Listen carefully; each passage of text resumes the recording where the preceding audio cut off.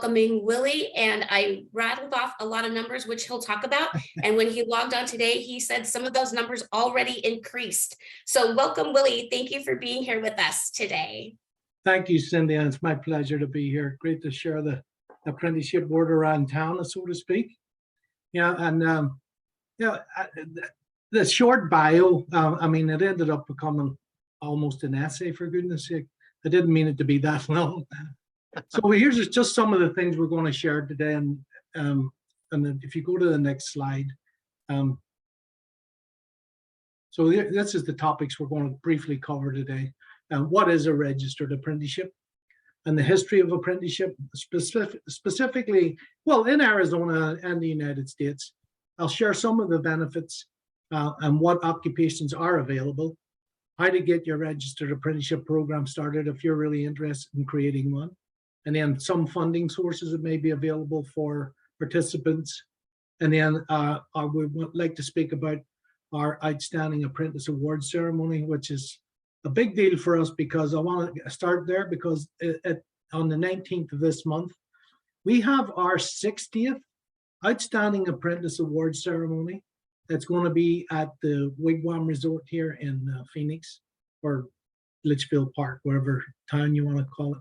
But we're very excited with that. Now, we lost 2 years, obviously, due to COVID.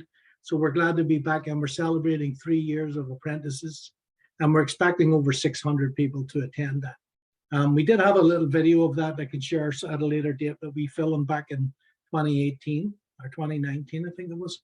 So next slide, and we'll hit the road here. So registered apprenticeship. This is the one thing that people always say to me, "Can you get me people?" No, this is a registered apprenticeship is a job from the day one.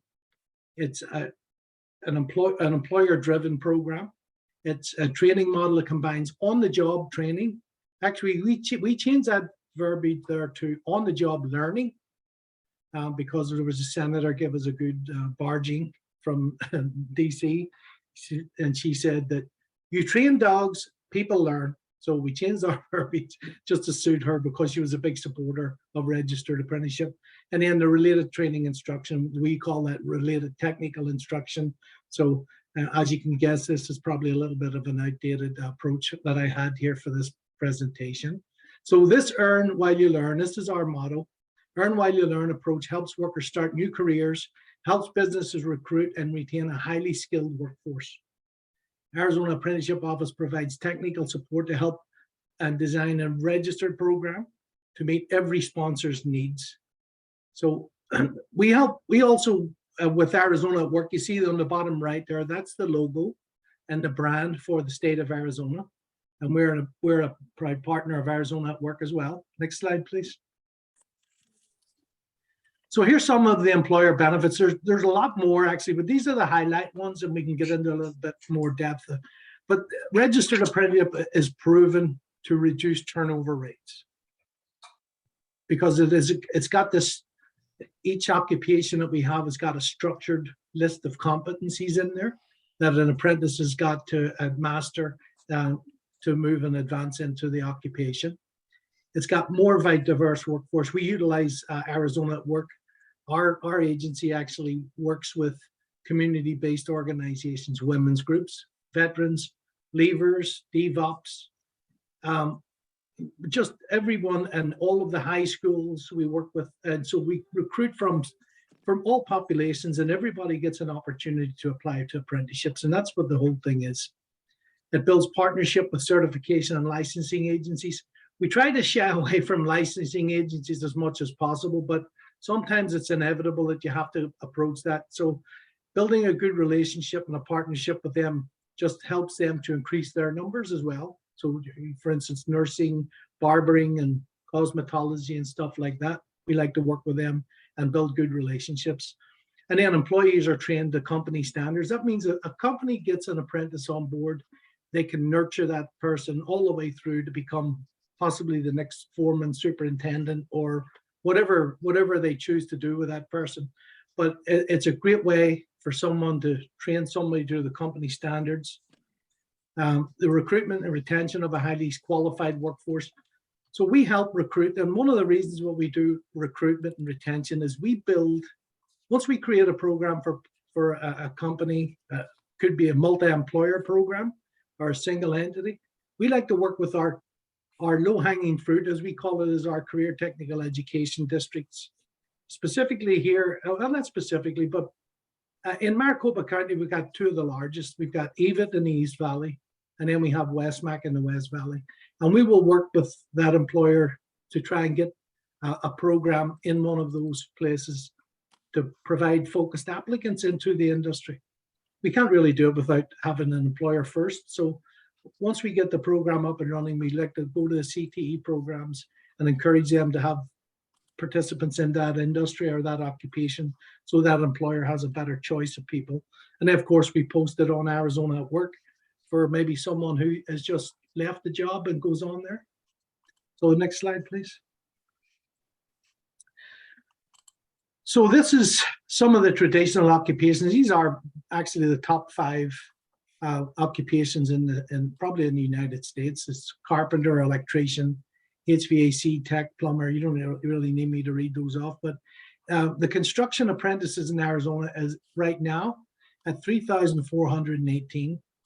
And so it's significant when you read that number again, 3,418. I did a little prep for my director a while back there. I was presenting over at the governor's office, and he wanted an update on how apprenticeship has grown in Arizona since like about 2017. And in 2017, we had 2,419 apprentices. We had 93% of those were in the construction industry. So 93% of 2,419 were in construction. We were in 5 different industries, and we had 4% female participants and 4% veteran participants. And that was significant. That was actually a real jump from when I began here as a director in 2013. So we did well. Now today, we're at 5,085 apprentices. We have 253 programs. We're in 16 or 15 different industries. And you can see the number of apprentices in construction is 3,418. That's actually 1,000 more than the total apprentices we had in 2017. And that number reflects about 67% of all of our apprentices. And I can go a little bit deeper there. The most prolific occupation is electrician. We got about 1,642 apprentices that are electricians. So about 33% of our total apprentices are in the one occupation. It's incredible growth there. So next slide, please. Now, these are some of the other occupations that we're chasing down. I just put a few up there because there's so many to list. They're all active programs right now, except the jet engine is not in a jet engine. It's an aerospace mechanic that's working for one of our manufacturing programs here in Mesa.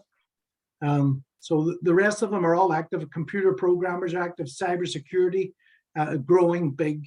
We got a couple of hotel managers, restaurant managers. We got pharmacy techs with CVS Pharmacy. We had landscape gardeners, and we've got another maintenance program with the city of Phoenix that's doing landscaping as well. So this is the total apprentices, and this was yesterday. I filled that number in yesterday, 5,042, and that actually grew overnight to 5,085, which is incredible. So next slide, please. So this is if an employer wants to get involved with registered apprenticeship, these are just a couple of steps. Basically, what you want to do is contact our office, and I left my email in the chat there. If you want to just send an email, we can have a one-on-one chat with you. But determine your apprenticeship occupation. There's a list on our webpage. If you search through our webpage that you can find, there are over 1,200 apprenticeable occupations that we can get the work job description with the competencies listed in there. So they can be used in, you can use any amount of apprenticeship occupations in one program. We had a program in Tucson Unified School District a while back there, and they had 19 occupations listed in that program. So it's very versatile. The number of apprentices to journey workers is very important. It's a ratio, we call that. 1-to-1 is very, very important, because you don't want to dilute the quality of training that an apprentice receives from their journeyman or their subject matter expert. So the employer's paying for the training, so they really want to get that benefit at the end of the day. So and some of these construction programs, it's really for safety. You want 1-to-1, and that's what we do across the board. We're for different industries, we actually do 1-to-1, 1-to-2. So you would need 3 journeymen for 2 apprentices. And the reason is a journeyman gets sick too, and you don't want to have a reverse ratio on the job. So we identify employees for the apprenticeship occupations. That's the employers. He can have new employees that he can recruit, that we can send him people that we can search on Arizona at Work to send them resumes, or they can have current employees that would like to participate in the apprenticeship program. Incumbent workers are usually very good. It builds your stability in the apprenticeship program. And the apprentices are full-time employees, that we mentioned earlier on. It's a job from day one.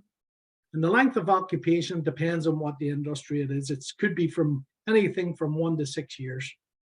Actually, the 6-year one, there's a couple of them, but they were in the printing industry, which is strange, because it's not really something we're doing right now because of electronic news and stuff and emails. We don't do much printing anymore. Actually, the printing presses are still very active in the States. So the wage increases that we share best practices, but it has to happen on at least an annual basis. But we share best practices so that it's skills gained, or annually. I just wrote that in, but we share best practices so it helps to retain your workforce. And the next slide, please. So here's a job task developed with industry employers. Those are listed on the job learning, are all listed within the occupations, which are all approved on the Department of Labor webpage. We utilize that big time. For an apprenticeship occupation to be recognized as an apprenticeship, it has to carry a minimum of 2,000 hours of on-the-job learning, equivalent to approximately 1 year. And then it has to have that 144 hours of related technical instruction. We'll get that in a minute. But there's over 1,200 apprenticeable occupations to choose from.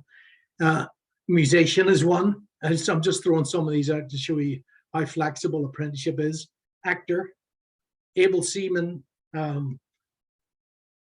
neon sign maker, servicer.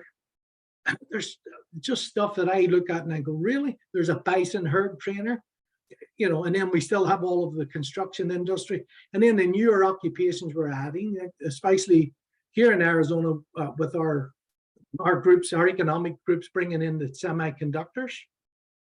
There's a lot of that stuff that hasn't even been created yet. The nanotechnology and robotics, we're moving into those environments. And the cybersecurity and information technology, everybody thinks a different industry. Everybody needs that. Every construction company needs a person on the front desk that knows cybersecurity to protect their computer inventory. So everybody should be made available that. And apprenticeship is a real world environment. It's hands-on with your subject matter expert. So your next slide, please. So the related technical instruction is a very important component of registered apprenticeship. You can see at the bottom there, I wrote the minimum of 144 hours per year. Basically, it's 144 hours for every 2,000 hours of on-the-job learning. And here are the providers. You can have it as a vocational technical school. Community colleges are very, very prevalent in it. We're actually opening up in a few universities now as well. Industry associations are very good at delivering their own content. That's what makes it really relevant. Labor unions, non-unions, associations, organizations, anyone can do that. And then in-house for a single employer, where a subject matter expert can deliver the content of the curriculum. And we just recommend, if it's construction, that they utilize NCCER, because it's a simple certification that's recognized across the country. And there's a couple of delivery methods: classroom, or correspondence, or electronic media, online stuff, or a combination of all of those. And the next slide, please. So this is the the big cheese right here. This is our completion certificate from the state of Arizona. As you can see there on the bottom right, it's signed by our governor and the Secretary of State. And then on the other side, it's signed by the Arizona Apprentice Advisory Committee Chairman and the State Apprenticeship Director. And in the center of it, the program sponsor would sign that middle part. That is recognized in all 50 states and 4 territories. And that one is the nicest one in the country, as voted on by our staff. It's 11 by 14. And the next slide. So this is the state of Arizona wallet card. We issue this as a scaled down model of the big, this is just a credit card size. It's laminated. It's got the apprentice name, the occupation title, the date they completed, and then their own unique apprentice ID number. And then I verify it with or the state director at the time would verify it. So if an apprentice goes anywhere else in the country, just say they leave Arizona because of family issues across the country, and they want to go to work somewhere, and somebody says, what do you do? He says, well, I completed an apprenticeship program in Arizona as a whatever. They can present that card, and that employer can call up their state director and have to check that number, and it would just verify that that apprentice completed a program in Arizona. And we just call it, this is your Visa card. You're starting to top dollar when you produce this every single time. So next slide, please. So here's some funding opportunities. Veterans is when you're helping to recruit veterans, you can a vet can access their GI benefits in a registered apprenticeship program. And then we have the Workforce Innovation Opportunity Act funding. Registered apprenticeships are automatically approved on the eligible training providers list. You can see that on the bottom. And that enables any apprentices that get accepted into that apprenticeship program to apply for IIOA funding. And that's how Maricopa County, Arizona at Work Maricopa County has led the nation for over 20 years now with apprentices that have received funding through IIOA and IIA before that. So there's still, we got the document, actually the numbers came from July 1, 2021 to June 30, 2022, that Maricopa County alone served 931 apprentices with funding, and that led the nation by over 600. So that was remarkable. And then of course we can count Pima County and some of the other counties that are helping apprentices. And then of course everyone's eligible to apply for a work opportunity tax credit for suitable personnel. And there's access to all these on our DES webpage. So the next slide is going to be the end. And this is our staff at this time. Joanne Bueno is our regional program manager. Joanne looks after all of the rest of the state. Actually, she's not regional, she just she does so much work, she's all over the state. And then we've got Carol Dowd as our apprentice training representative, and Christine Fournier is a training representative as well. That's our email address, our generic email address.